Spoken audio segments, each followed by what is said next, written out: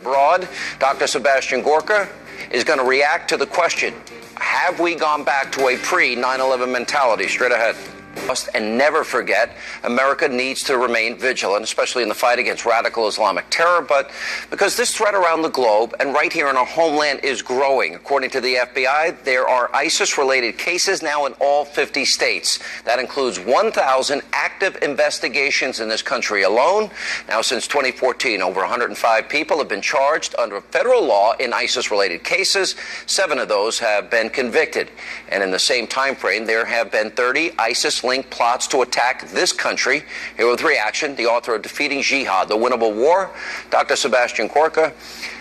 If we have a president and a presidential candidate that can't say radical Islam, and we got Chattanooga, and we've got Fort Hood, and we've got San Bernardino, and we got Orlando, and we've got Belgium, and we got Sweden, and we got Paris, and Paris, and Paris, and Germany, and all over the world, have we learned anything?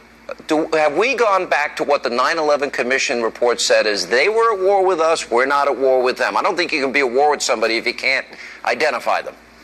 You're absolutely right. As Sun Tzu said, you have to know yourself, you have to know the enemy if you want to win your war. Americans today, Sean, the sad fact is, are in greater danger than they were the day before September the 11th, 2001.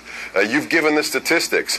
ISIS cases in every state. We have just recently arrested the 110th ISIS supporter in America, in Roanoke, Virginia. If you look at the facts on the ground, it's the same everywhere. The NCTC, the National Counterterrorism Center, which works for President Obama's Director of National Intelligence, just briefed him and said there are ISIS affiliates today in 18 nations around the world. 2 years ago, it was 7, Sean. It is now more than double that. The threat has increased. Let's say that we're right, and I pray to God we're wrong, that we have a pre-9/11 mindset. Let's say it's the aftermath, and the next 9/11 Commission comes together.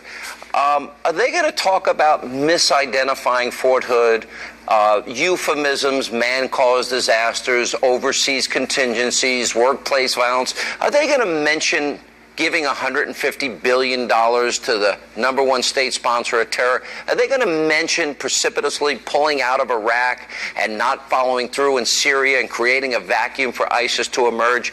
Are they going to mention all those things? In other words, can I write the story ahead of time that we set the stage for our own next big attack that kills thousands?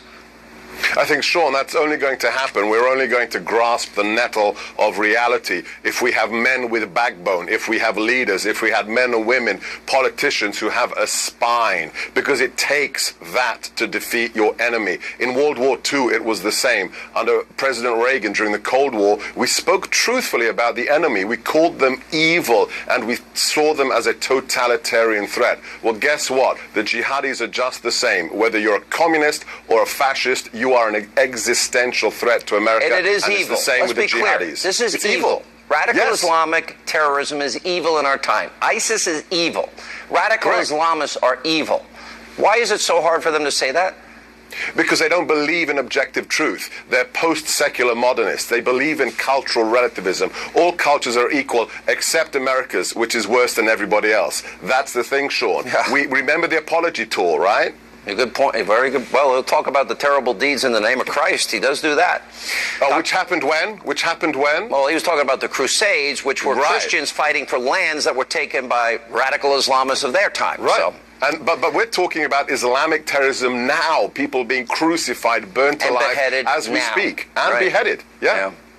All right. And by the way, women being tortured and oppressed. Enslaved. Gays and lesbians being killed. Hillary takes money from those countries. Christians and Jews persecuted. Thank you, Dr. Gorka. Coming up, we need your help. A very important question of the day. Straight ahead.